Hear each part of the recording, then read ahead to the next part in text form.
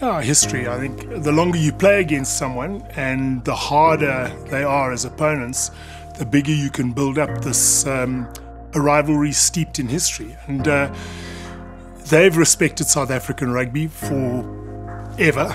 For South Africans, to beat New Zealand was always a massive, massive challenge. And the sacrifice is nothing. It's absolutely nothing. It's what you actually look forward to. You look forward to getting the opportunity to play against these guys.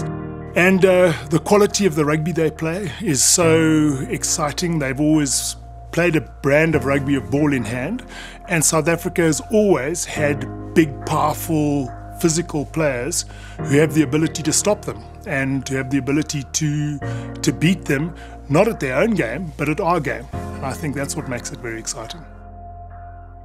It was the first time I coached the Springboks against the All Blacks. It was away from home. It's a big challenge to go over there and say, listen, we're going to beat these blokes. But I sincerely believed it. I think it's the very first team meeting before we get on the bus that I actually didn't say anything. I just got there and saying, guys, we're getting on the bus. I don't have to say anything. I mean, the feeling you could, it was electric. The enthusiasm and the tension and the expectation that team had going into that game. They just didn't think they were going to lose to the All Blacks. It's a wonderful position to be in as a coach because you know the work's been done. It's over to them. Plenty of action in the opening 7 minutes of the Test match. What I clearly remember about that game was how absolutely confident I was that our backline was going to counter their backline. We had in 𝙗𝙬𝙧 𝙎𝙤𝙧 and 𝙗𝙚𝙖𝙑 Pieter Rossouw and 𝙗𝙚𝙬𝙧 𝙬𝙙, we had 4 men cast in stone. I mean, if they took their shirts off, they were granite. And these guys, they could bring Jonah Lomu, they could bring Little and whoever they wanted. They could bring them into any gap, we would smash them.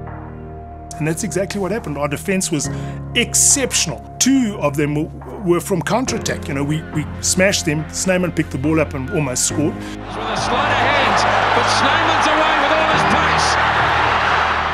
Another one, Percy took an up and under and counter-attacked. Beautiful from Montgomery. Now here's a chance for the Springboks.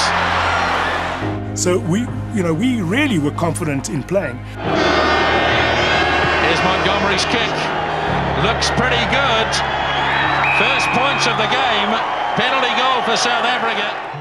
I had a tremendous amount of respect for 𝙗𝙗𝙧, particularly on defence. He was one of the greatest defensive fly-offs the world has ever seen. And I said to him, listen, Lem, they called him, Leamington Blade, he used to cut people down. And Lem, I said, try and think up a move that you'd struggle to defend against. And I just said it like that. And I said, if you get one, just tell me. I'd forgotten I'd even asked him this question. And I remember it was on the bus just before the start of the team's practice. He came over, he said, Coach, I've got one. And I said, what do you got? And he said, I've got a move. You asked me about a move. He's like that, Lem. He says, nothing for 10 days. Then he came. So I said, okay, great, tell me. So come the game, it had to be on the left-hand side of the field with a left-hand scrum, and it had to be reasonably close to their line.